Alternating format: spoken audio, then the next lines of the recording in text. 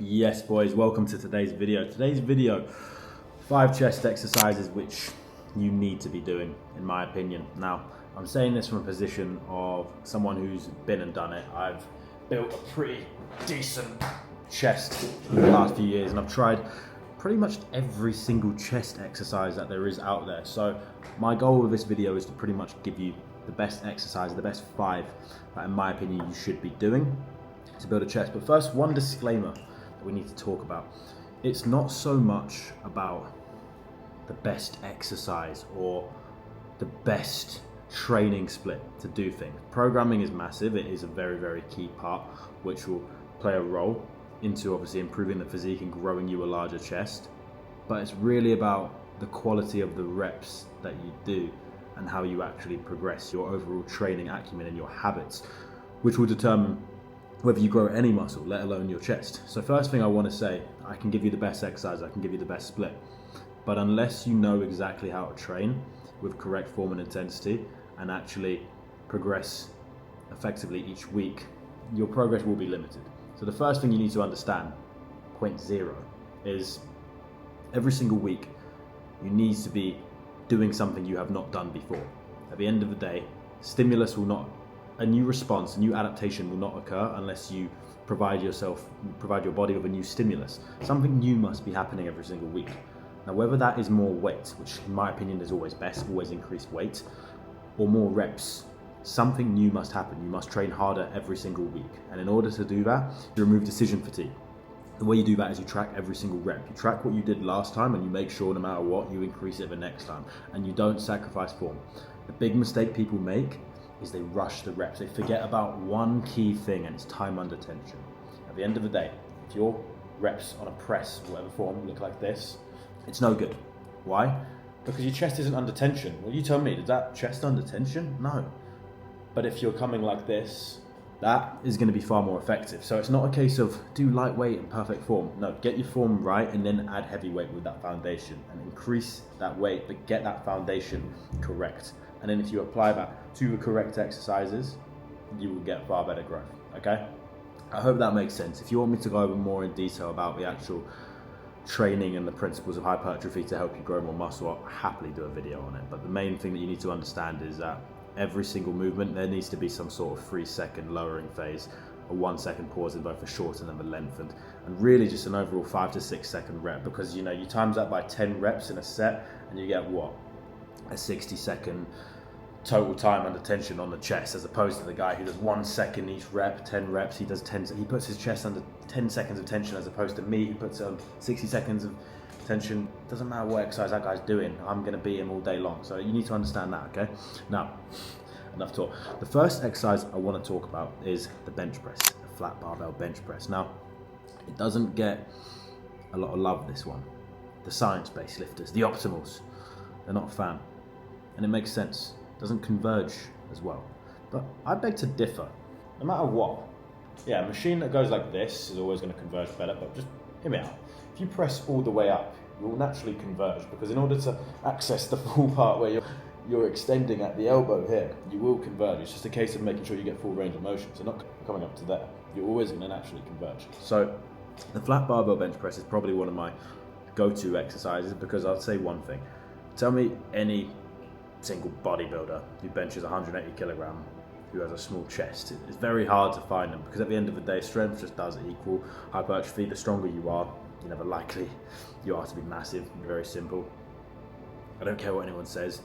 The stronger a muscle is, the bigger it often is. So the bench press is a great exercise. It's also very fun. But the reason why I like it so much is because you can add very, very small increments of weight to it, and you can really progress that week in, week out. Now, the problem with dumbbells, right? And the reason I want to stay away from dumbbells so much is because, personally, from my own experience, I got to around 42.5 kilogram on the incline press, which is an impressive lift and 6 to 8 reps, but I just found it so hard to get to 45 kilograms. The reason why is because, well, I jumped 2.5 on the left arm, 2.5 on the right arm, which is a 5 kilogram increment, which is quite a lot. And really, when you get to that strength level, unless you're eating absurd amounts of food, it's quite a big increase. Whereas On the bench press, I have the ability to increase by 1.25 each side, which means only 2.5, or perhaps even lower if you have the 0.5 kilogram plates. And if we look from an actual strength curve, that's naturally just going to allow me to get stronger quicker, which is going to allow me to get bigger quicker. So I do prefer the barbell bench press for that reason. It's also much more fun.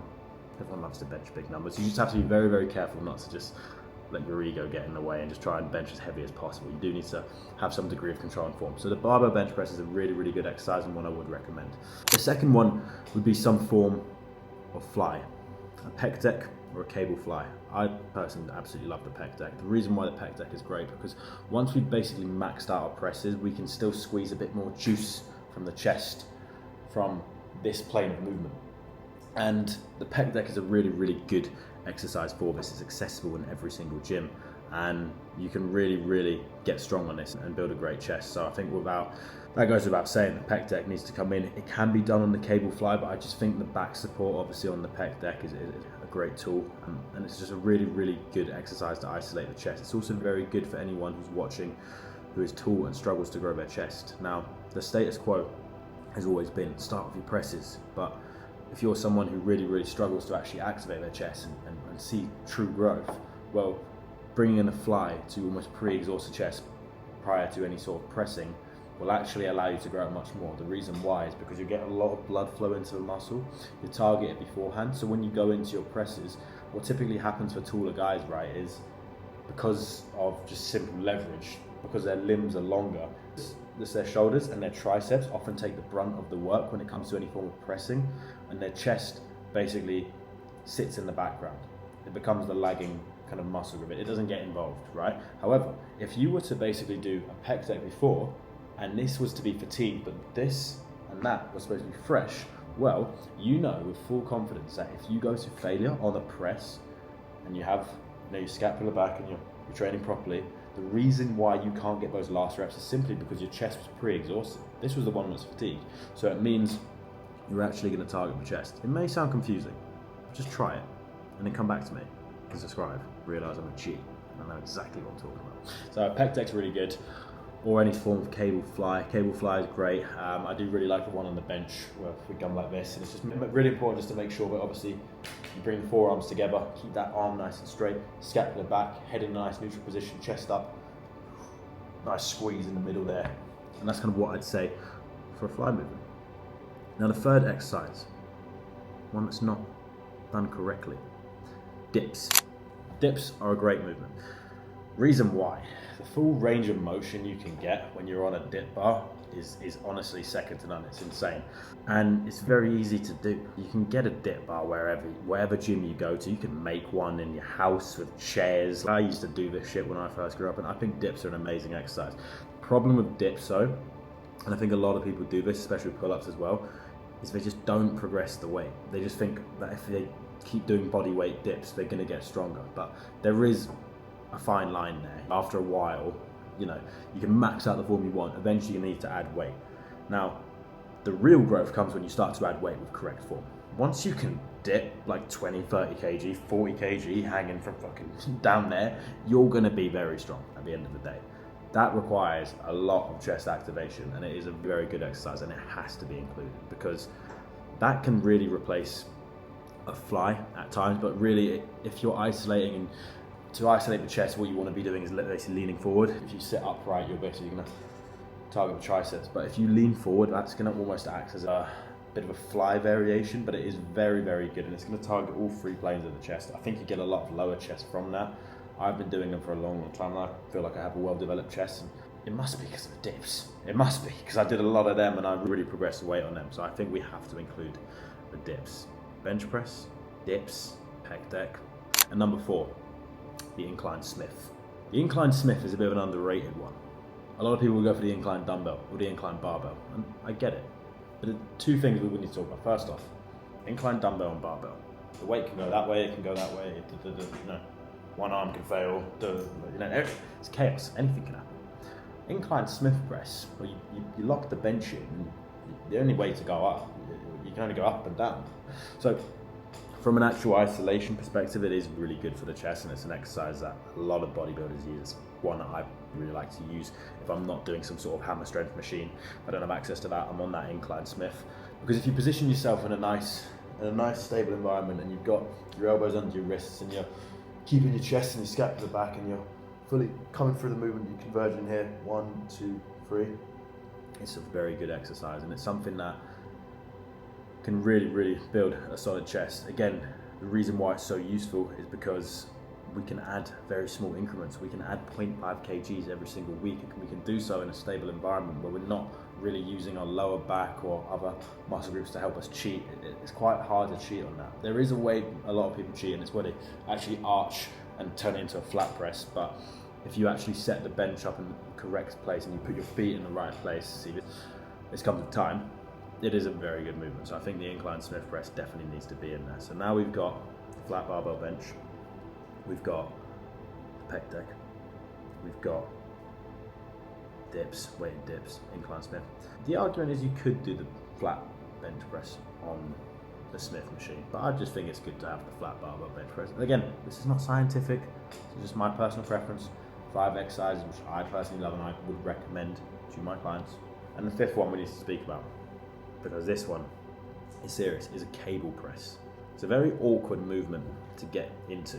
You have to pretty much scrap everyone in the gym to actually get access to not only the double cables, but also the bench. You know, it's a tricky one. It's not for the weak. You have to, if you go at 5 p.m. and you do this, hats off to you, but at the end of the day, this is a very good movement. And what we're trying to do is basically set the bench up on a 75 to 90 degree angle, and then pretty much not really kind of converge as much, but come from here with the cables and pretty much replicate that movement. I'll put a clip on of me doing it, but that is an unbelievable movement.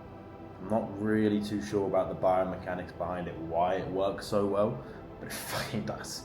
I think you have to provide a lot more tension on the chest to actually control that, because the cable is the tension on the cable is quite fucking heavy. So to actually push that, it's very difficult. And you know, you start off with low weight and you slowly progress that, and often you find that you don't increase as much as you do on other exercises, but I've noticed massive chest growth from that. Seriously, I only started doing it recently, but it's insane. It's an insane exercise. I'm really happy I introduced it into my own program. I figured that one needs a little bit of a shout out, a little bit of love. It's one I've really like to program in for the majority of my clients. And I'd say those are my 5 go-to exercises. I know I didn't include the incline dumbbell press. I just honestly am going to come straight up and just say the incline dumbbell press does not serve a purpose in my training, and in my opinion even my clients' training, because after a certain point you just will be bottlenecked. You'll get to the 40 kilograms and it takes a whole different fucking person. It depends on your height, by the way. If you're a taller lad, you know, I'm only 5'8". If you're like 6 foot, maybe you can go to 50 kilograms.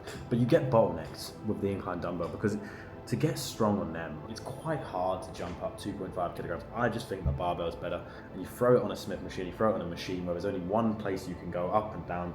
It's pretty damn good. Do you know what I mean? The type of equipment also matters a lot. Try and avoid the techno gym shit. Try and go, it really does. One thing I've noticed here living in Thailand is the gym scene is fucking immaculate. It's actually part of the reason I left the UK, because I trained at Anytime Fitness, no hate at all, good gym.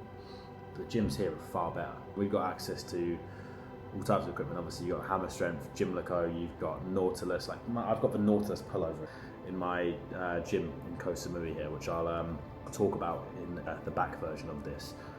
But it just really does make a big difference, because there's no magic to training, but when you have an exercise that you really enjoy for one, and actually is easy to set up, you're gonna have more motivation to train hard on that, and as a result, you're gonna get better results. I'll give you a perfect example. I've always hated dumbbell shoulder press. I can't get past like 37 kg. For some reason I just can't. Maybe it's because I can't even lift it up above my head or whatever. I'm being a pussy, I know. But now I found the overhead press machine where you stand up and then put a couple plates aside and do it there. And because of that machine, and because of how easy it is for me to just get that sorted, I don't have to do like 5 warm-up sets, I can just go straight into it. My front delts are growing massively as a result. And that's a perfect example where exercises that suit you and that are enjoyable can actually help you grow more muscle. So that's why I wanted to do 5 exercises there. I could have just done 3. I gave you 5 to choose from. And personally, I think you just need to include 3 chest exercises per session, per chest dominant session. So I'll give you my go-to chest session at the moment. I have a push day on Monday. I start off with flat bench press. I would start off with pec deck realistically, but I want to basically grow my bench press as much as possible. I want to hit 140 kg. So what I do is I do a little bit of cable fly activation just before, but I would do pec deck before. So I do flat bench press, then I go onto the incline Smith, I then go onto a pec deck, I then go onto a cable press. So that's what I do there.